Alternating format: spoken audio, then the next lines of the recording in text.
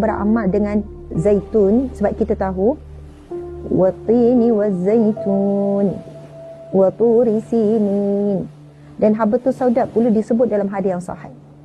Kita sebagai umat Islam, seorang yang beriman, kita percaya tentang kelebihan dan fadilat zaitun dan juga habatus sauda. Blessed membawa maksud bijian rahmat ataupun benih rahmat.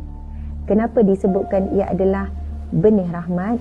Kerana terkandung di dalamnya benih kurniaan Allah yang disebut di dalam Al-Quran dan juga hadis Nabi SAW. Masya Allah.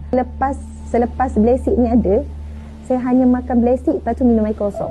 Dan saya boleh bertenaga walaupun saya tak sarapan, tak makan apa-apa. Saya boleh bertenaga macam pagi ni dah 2 jam.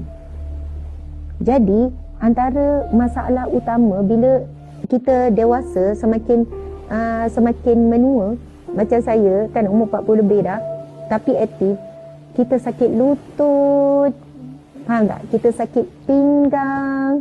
Macam mana tulang kita boleh berlaku masalah kerebutan tulang.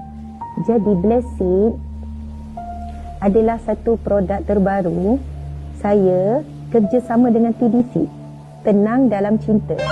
Tapi saya suka menasihatkan bila anda ambil Blessed, pastikan minum air yang cukup. Saya juga menjaga kesihatan tubuh badan, kecerdasan, kecantikan kulit.